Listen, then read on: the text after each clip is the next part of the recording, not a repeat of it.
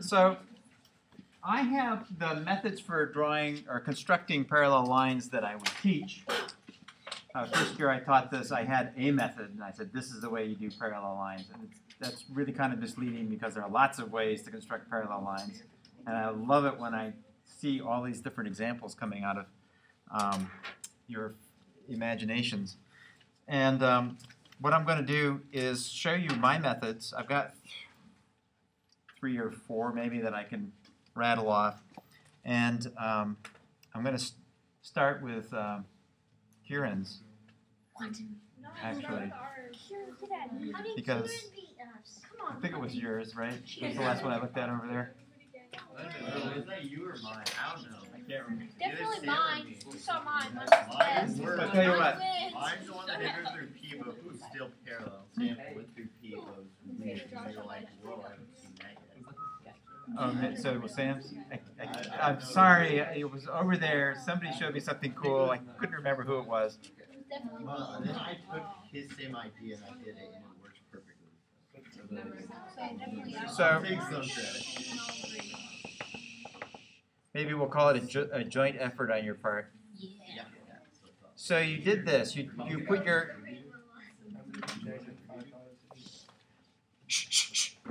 compass point on P, and you drew an arc that intersected the line. I think I'm going to need to extend this a little bit.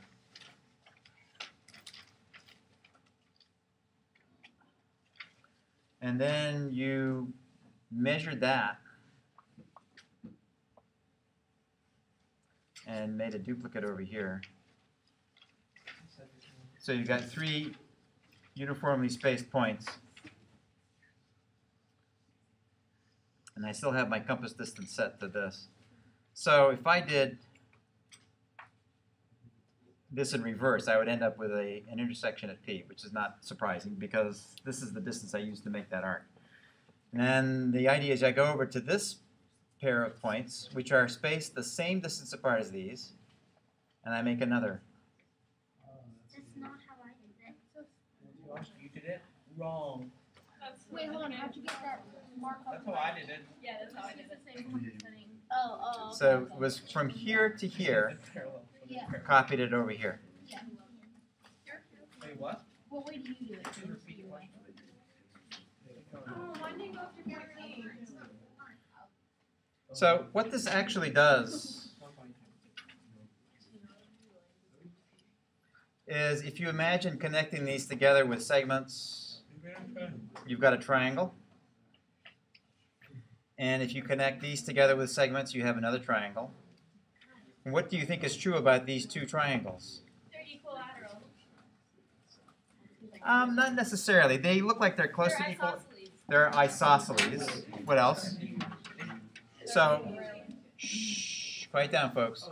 I could say this. What do I know about these 2 segments?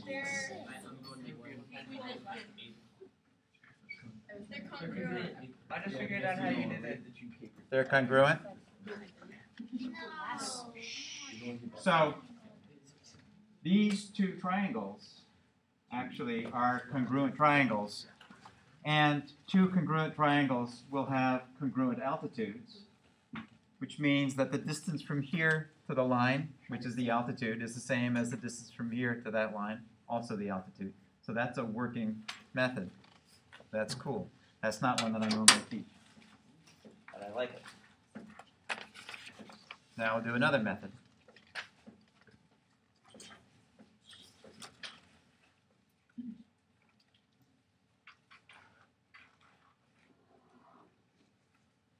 And this one I have seen from a bunch of folks today.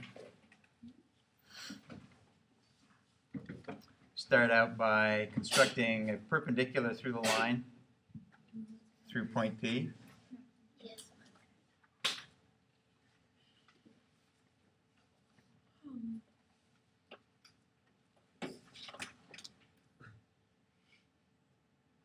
And some people, they get sort of partway through this and then kind of go off into the weeds. So these 2 should be perpendicular. And then the challenge is to construct a perpendicular to this line that goes through point P. And that's really the same kind of deal. Compass point goes on P again, but now we're crossing both sides of it on this line. Oh wait, yeah. I Oh, I didn't- get it now. Come on, baby. You should name it after me. Oh, okay. That doesn't look That parallel. doesn't look parallel. Ah, but it's the Mine doesn't matter. You have to do two. Actually, on this one, I don't have to do 2 because one of the points is the one that it's going through. It's already there. So I do have two points that I have this line going through. One of them I constructed and one of them I started with. Same was true for this perpendicular. I had this point that I started with and this constructed point. So these are all right angles, and we know from one of our conjectures when we looked at parallel lines that, for example, corresponding angles are congruent. 90, everything is 90, so the corresponding angles are all congruent. Corresponding angles are congruent, then the lines are parallel. So that's a good technique.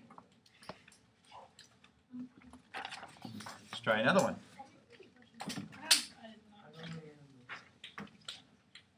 Does it matter which one we do? Good question. Does it matter which technique you use? As long as it works. And I'm the final judge of whether it works or not. And the other thing you need to do is make sure you leave those construction marks so that I can tell. Mine works. Oh wait, yeah, you do. Here's another method that I've seen somebody try today, which works. Stop by making the noise, please. Thank you. So I'll do another perpendicular like we did before. Ooh, this thing not going to fit.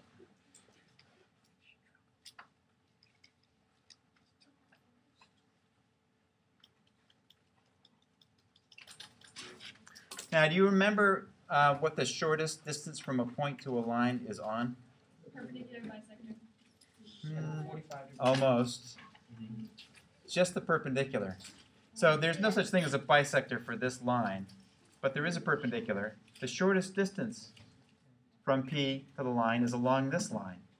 Now, you remember the definition of parallel lines are lines that are the same distance apart everywhere. They never meet, and they're always the same distance apart. So if I measured the same distance over here somewhere to a point out here, I'd be good. I'd have 2 points. They're the same distance apart. But in order to do this point out here, I need to measure the distance along a perpendicular. So I can do that just by picking any point I want out here and constructing a perpendicular line through it.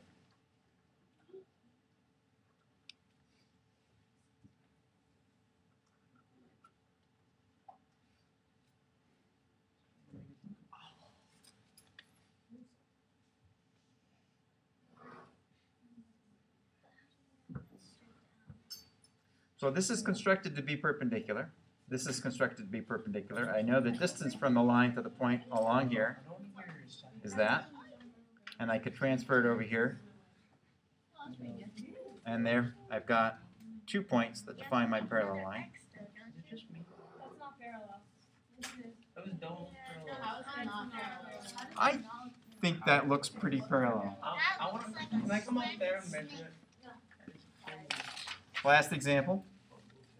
So then the next one says, construct a side of a point that's parallel to the first line by containing interior angles. So, as an example, Do we have to do that, or Sure. or can we just? yeah, use the method they described. So your last method would be to duplicate interior angles. You could copy the angle here, transfer it over here, and that's a homework question for tonight. Ooh, homework. Or you just copy an angle. Do the same thing. Make an arc, measure, and transfer. And you've got a parallel line. What about the second one? The corresponding angles. It says